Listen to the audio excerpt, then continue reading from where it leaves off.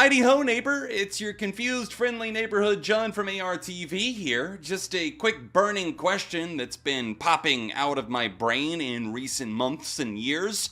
What is the deal with slowed and reverb? No doubt you've obviously seen this tag at some place in the internet, whether it's Reddit or YouTube search results, likely maybe TikTok, Instagram, Twitter. Slowed and reverb is without a doubt the new nightcore. And for those not familiar with nightcore, do you remember all of those like anime music videos that were set to like Linkin Park nightcore?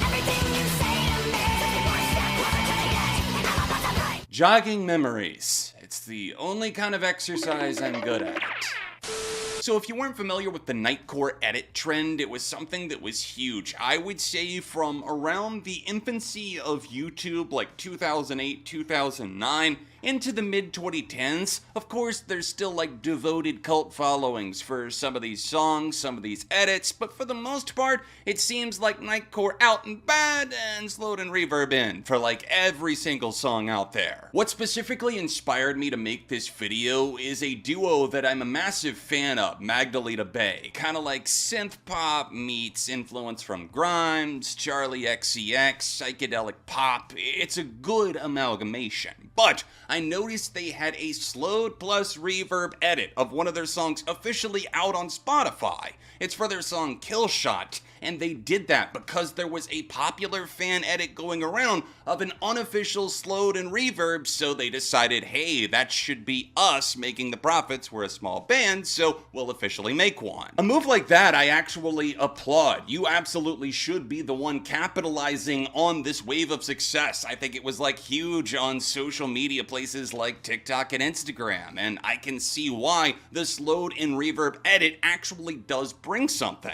I've talked to some people, and the one common thread that all of them seem to have mentioned is the fact that slowed and reverb just makes it more atmospheric, nostalgic, or maybe even more emotional because it's a little bit more slowed down in the feels. Don't get it twisted, I love some remixes and some ones that kind of utilize the same trend. I mean, like a decade ago, I was the guy that was clamoring for Skrillex to remix everything even if it didn't make sense, so God forbid I actually judge someone. But at the end of the day, I'm really starting to notice something here, and it's that people are trying to capitalize on literally every song and making a slowed and reverb edit. Everything that I type into YouTube, it feels like I'm hitting a gold mine of slowed and reverb. If you just search for really any song, put that after it and see what comes up. One of my own videos is in my recommended feed, so that's inspired me to search for DJ Khaled slowed and reverb, and of course, it exists. We've got a dozen anime videos right out of the gate just flooding my face. It's the same idea over and over again. You can type in really any artist. Let's go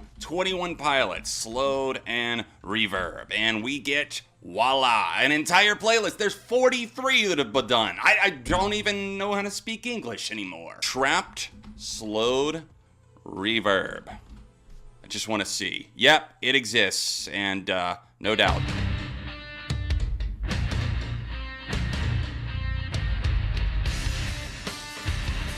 I think I could slowly raise up a fist at a football game to this. I don't know how else to say this other than slowed and reverb edits are out of control and often don't make the song any more cool unless you're somebody that buys everything exclusively from Urban Outfitters. Remixing songs is fun. I love a well-done remix that actually adds something, whether that be sonically, emotionally, you're able to tether a different feeling to somebody else's reinterpretation.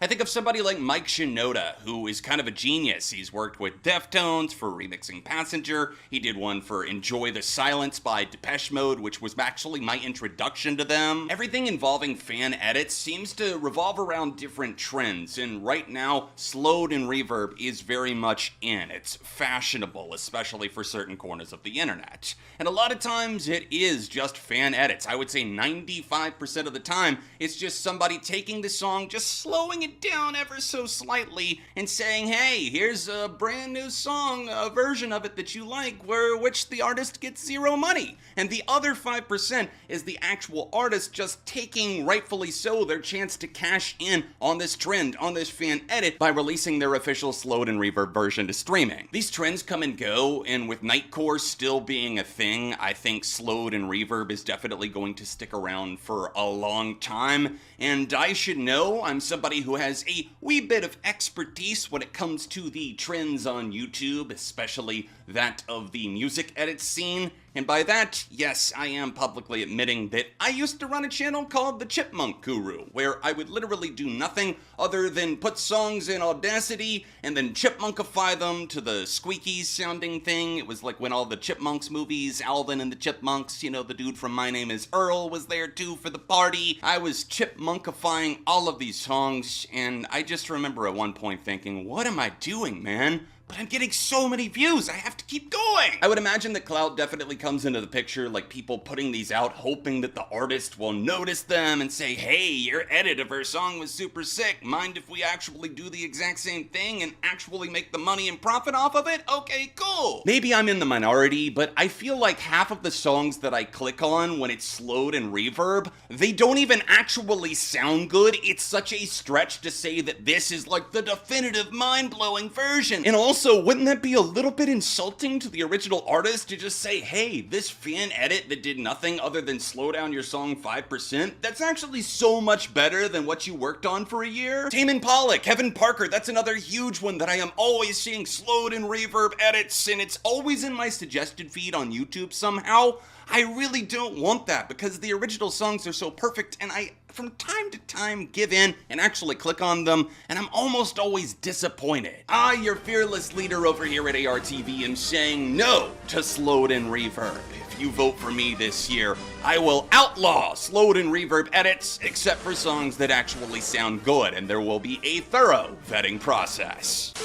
Alright, you bastards, I'll let you off the hook there. Thank you so much for watching and for hearing me out on this total non-problem that still slightly annoys me for whatever reason. What do you guys think of slowed and reverb edits? Are there some that you just absolutely would die for, and others that you're just like, why does this need to exist? Let me know your thoughts on this situation in the comment section. Hit that like button, subscribe to Beyond ARTV. If you haven't done that, what are you doing with your life? And I'll be back soon with more right here on this channel.